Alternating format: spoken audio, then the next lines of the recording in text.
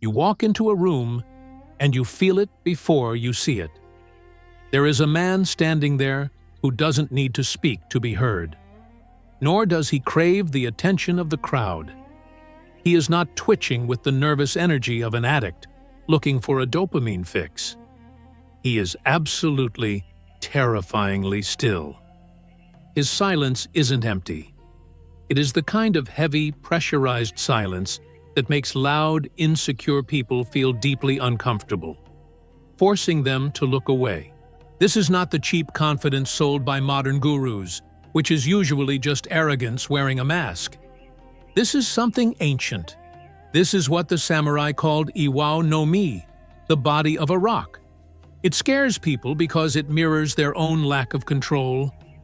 In a society that celebrates impulse, the man who commands himself is a dangerous anomaly. Miyamoto Musashi, the greatest duelist in Japanese history, did not practice self-help.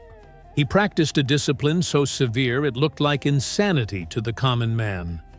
He mastered the stance of no stance, the ability to exist in the center of chaos without being touched by it.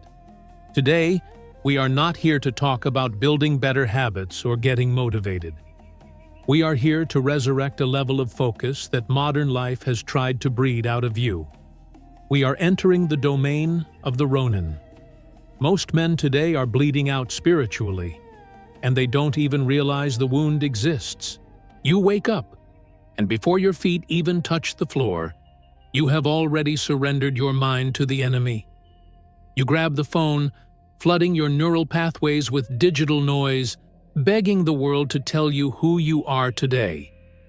This desperate need for input is exactly why the modern spirit is fragile. Discipline today is built on motivation, which is nothing more than a biological emotion, as fleeting as the weather. A warrior cannot rely on the weather. Musashi operated in a state he described in the Book of Earth as the body of a rock. This is not just a metaphor for physical strength. It is a psychological fortress. A rock does not react when it is rained on. It does not complain when it is kicked. It simply remains.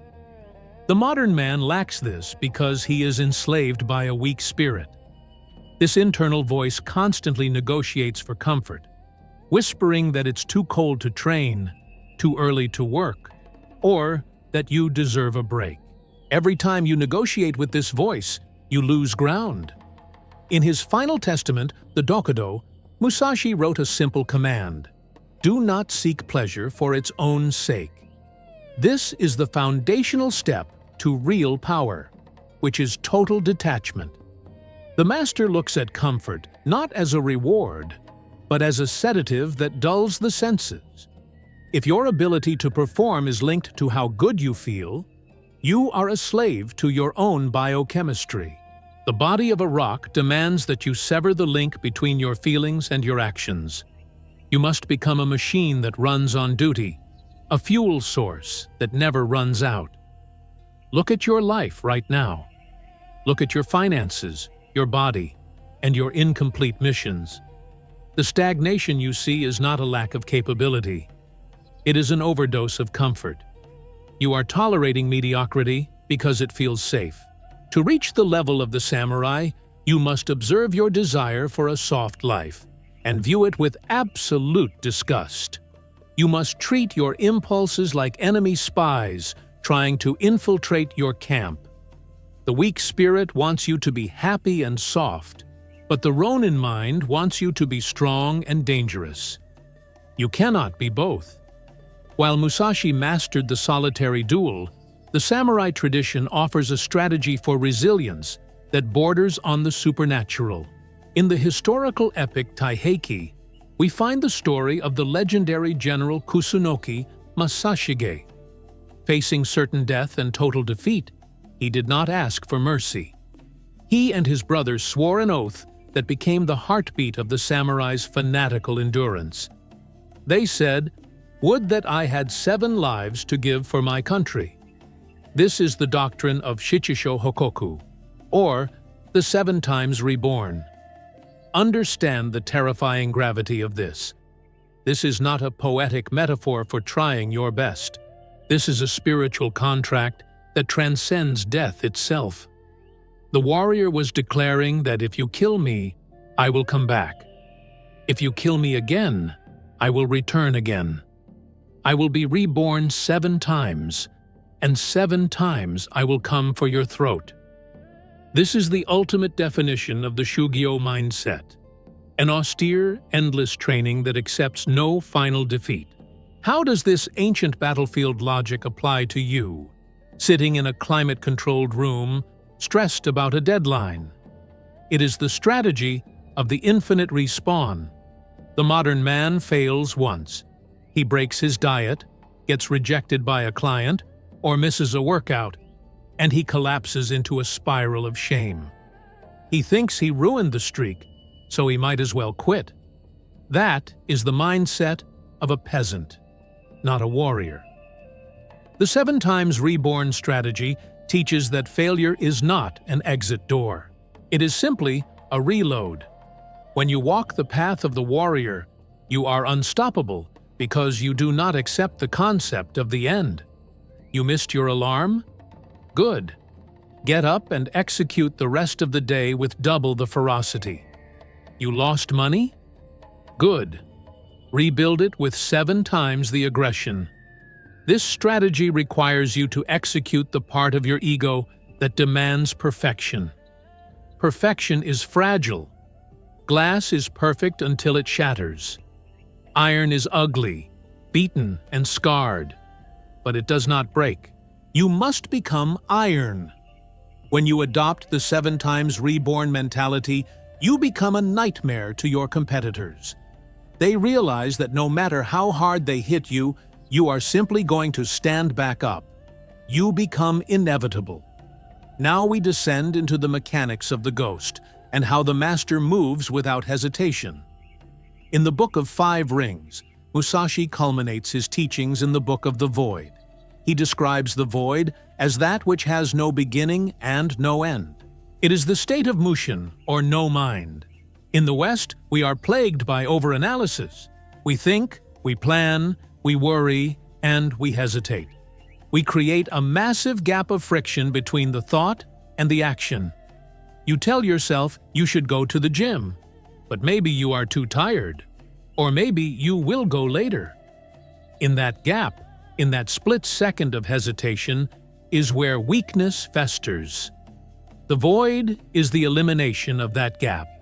To access the void, your daily routine must cease to be a chore list. It must be elevated to a ritual of war. When a samurai cleans his blade, he isn't just doing maintenance. He is honoring the spirit of the steel. When you wake up at 4 in the morning, it is not a task. It is a ritual that anchors you in reality, while the rest of the world is hallucinating in their dreams. You must treat your daily protocols with religious reverence. This leads to the concept of moving without thought. When you drill a movement 10,000 times, you no longer need to decide to do it. The body moves before the mind can interfere. This is how you weaponize discipline.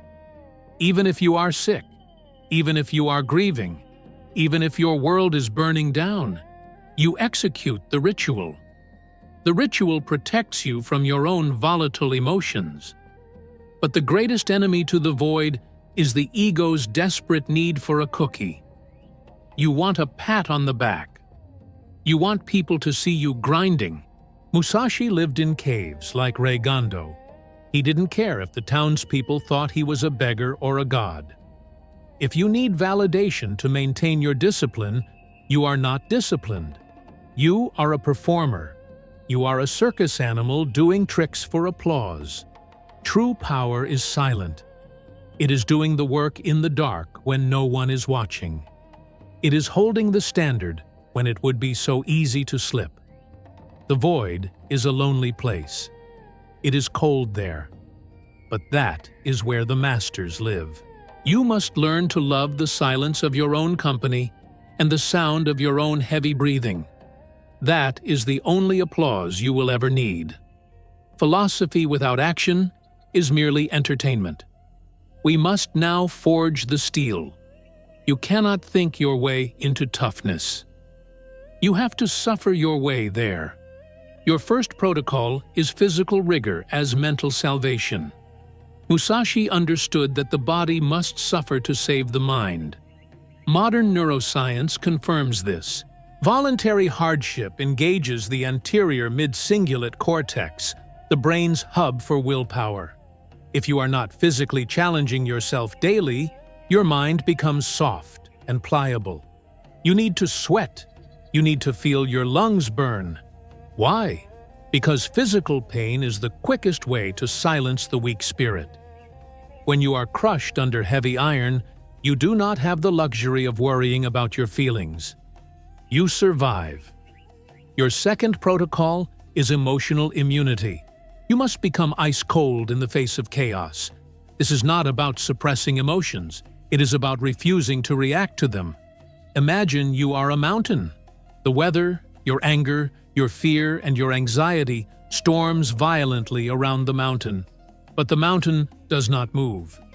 When chaos hits, when your boss screams, the market crashes, or your car breaks down, the master does not flinch. He engages the body of a rock. He looks at the problem, dissects it, and neutralizes it. He does not complain. Complaining is the sound of a victim who believes they have no agency. Your third protocol is that silence is violence. Musashi was known for his terrifying silence. In a duel, he wouldn't waste breath on trash talk. He would simply watch, waiting for the opponent to make a mistake. Today, men talk far too much. They broadcast their plans on social media to get a cheap hit of dopamine. They say, "Watch me grind," or "Big things are coming." Be quiet. Your words dissipate your energy. Every time you talk about what you are going to do, your brain feels satisfied, as if you already did it. You are tricking yourself into complacency. Adopt the strategy of the silent predator. Disappear for 6 months. Go dark. Do the work without telling a soul. Let the results be the only noise you make. When you finally re-emerge, you won't need to announce your presence. The results will scream for you. People will ask what happened to you, and you won't answer. You will just get back to work. This is how you dominate. While they are talking, you are sharpening. While they are sleeping, you are killing the weakness inside you. We look to history for the blueprint, but we can look to the modern era for the proof. David Goggins is perhaps the closest living embodiment of this ancient ferocity. He speaks of the concept of taking souls. This isn't about malice or hurting others. It is about working with such intensity that your very existence makes other people question their own lives. When you operate at this level, you become a mirror. When a lazy man looks at you, he sees his own failure reflected back. He will call you obsessed. He will call you crazy. He will say you need balance. Good. Let them speak. That means you are winning. Balance is often just a word average people use to justify their mediocrity.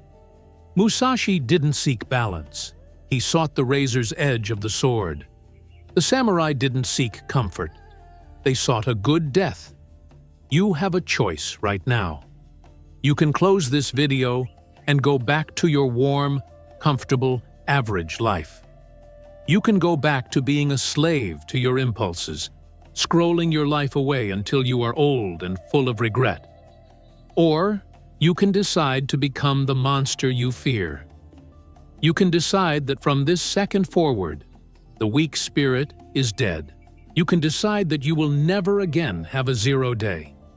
You can decide to embrace the darkness of discipline, to walk into the cold, and to build a version of yourself that can stand in the storm without blinking. This is the path of the katana mindset. It is sharp, it is dangerous, and it is lonely. But the view from the peak is worth the climb. Do not just watch this. Do not just like this.